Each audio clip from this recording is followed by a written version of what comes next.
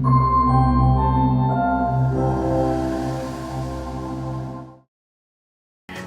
afternoon. My name is Aoi Maki from Japan, and thank you very much for these opportunities.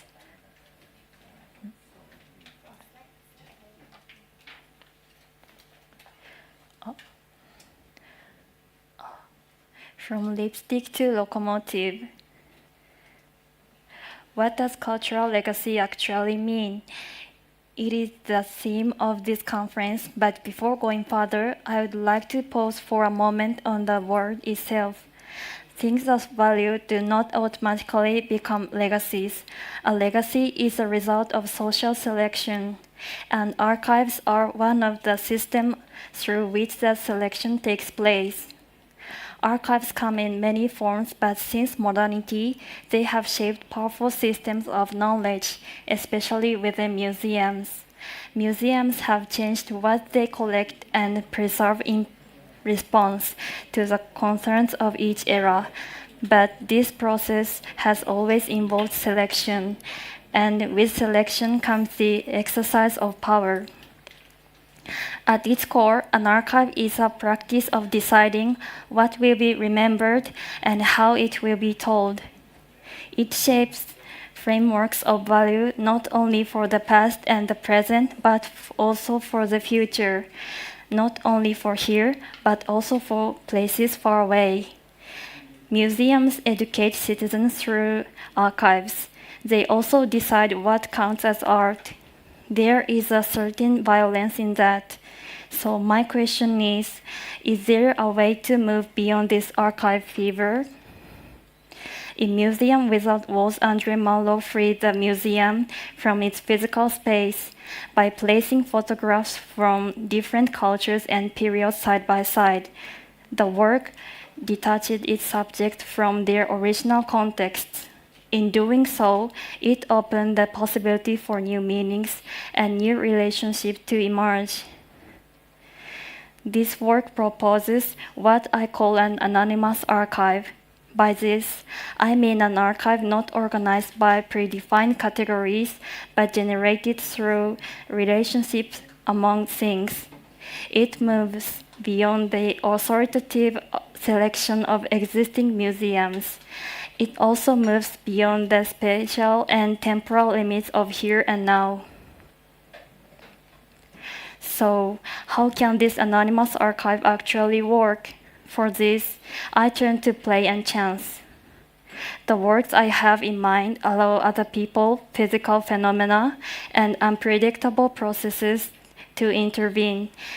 They introduce contingency and open the work toward indeterminate possibilities. By bringing chance into the works as a game, we can step outside existing systems of value, and we can produce things that even the maker did not intend. The game has 3 rules. The first rule is from plan to space and back again. By translating objects into plan drawings, we can treat what we collect as symbols. In doing so, we temporarily set aside their meanings, functions, and histories and focus on their form. The second rule is use the golden rectangle grid. This grid can expand infinitely from the very small to the very large. It allows to crop space arbitrarily across different scales. The third rule is begin with the personal. For example, place the center of the golden rectangle on your own desk.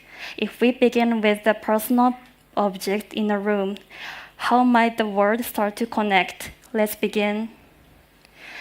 On the desk in my room, there is a favorite lipstick. I will start the archive from this object.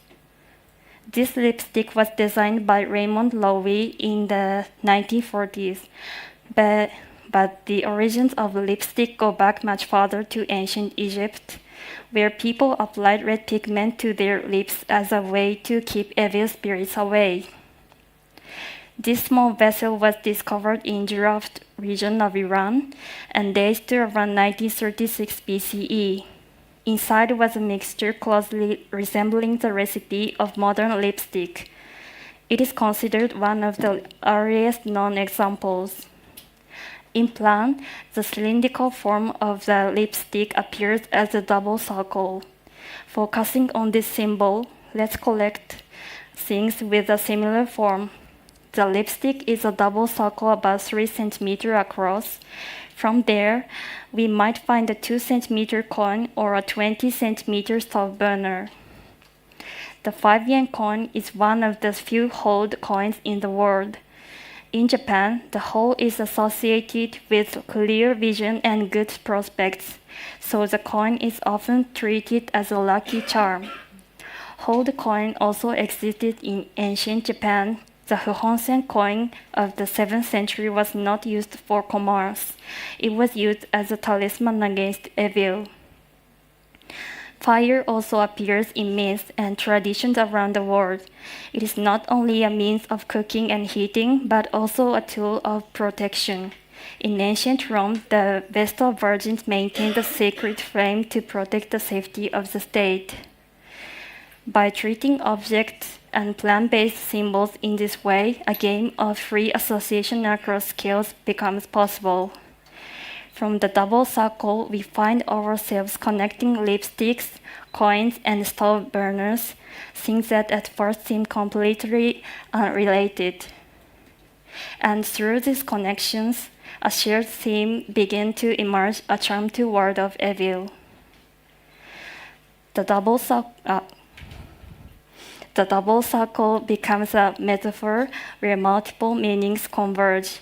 It allows anonymous things to connect and guides the game toward the discovery of new relationships. As the game continues, how does a work keep connecting? How does the archive grow? Next to the stove is a lace curtain. In densely built urban neighborhoods, lace curtains are a necessity. The lace curtain has its origin in 18th century Britain during the first Industrial Revolution, when it became fashionable to hang sheer fabric over the lower half of windows. In plan, the curves of a curtain can be represented as a wavy line. If we collect things with a similar form, we might find a coiled telephone cord or a water line of a beach. The telephone was invented by Alexander Graham Bell in the United States during the Second Industrial Revolution. Seaside bathing also began in Industrial Revolution Britain. As railways spread, people began traveling to beaches. So the wavy line leads us to lace curtains, telephones, and beaches. And between them, the connecting theme is the Industrial Revolution. Where does beach sand actually come from? If you look closely among the grains washed down from mountains, you can find star-shaped particles. Because they are rare, there is a folk belief that carrying star sand brings happiness. In plan, this star sand can be represented as an asterisk. Let's collect things with a similar form. We find Ludus Ideal City, the star map on a Voyager Golden Record, and Brahma's Lock. And between them, a new relationship emerges, the imaginary. The game continues. From the Great Exhibition in London, where Brahma's Lock was displayed, we move to the cross of the Crystal Palace. From the cross, we find UAVs and sliding windows. And between them, another relationship emerges, stills. From the sliding window, we move to a half-read book lying nearby. This open book can be represented in plan as a quarter circle. From the quarter circle, a single-leaf door comes to mind. And between them, we discover the idea of the other side. Beyond the door was a pedestrian overpass with a spiral staircase. In plan, the overpass can be represented as two linked circles. From this symbol, a rocket's orbital trajectory comes to mind. And between them, the relationship becomes a transition curve. Transition curves are also used in railways. The next symbol becomes a dotted line.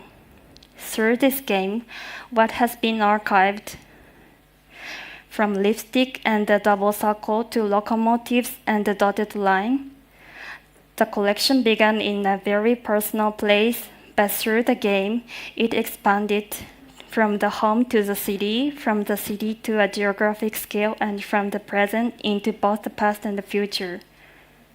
This anonymous archive takes an arbitrarily cropped place as its site. From the smallest scale to the largest, it keeps connecting things to one another across physical boundaries.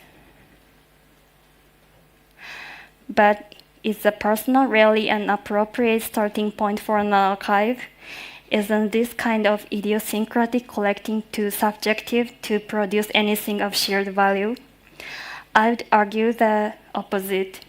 The real world is made up precisely of these accumulations of private things, and this is exactly what many authoritative archives of the past have tended to ignore. I believe that when an archive begins with the personal and follows it exhaustively, the strata of the world begin to reveal themselves. In this sense, the personal is not closed or merely private. It already contains an outside world. This project is an attempt to describe the world from the outside that already exists within the individual self. Piranesi once depicted the city as collective memory. Freud described it as a stratigraphy that preserves every trace. When exhaustively gathered objects are brought together in the same space, and when they begin to enter into relationships with another, we can see within them the traces of distant times and distant places. This game also unfolds according to a golden rectangle grid connected on the desk.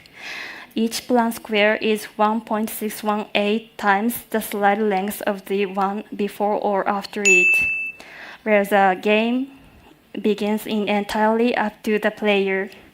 If we move in one direction, the grid expands beyond cities and national borders, past the sun and the stars, and out into infinite space. If we move in the other direction, it can lead us into the world of cells and microcosmos. This work proposes an anonymous archive, an archive constituted through relationships among things. It is a way of breaking free from the latent authority and spatial constraints embedded in words such as legacy and Int'l. This archive is itself a work that represents one stratum of the world. At the same time, it is also a theory of making, a method for creating new space. Thank you.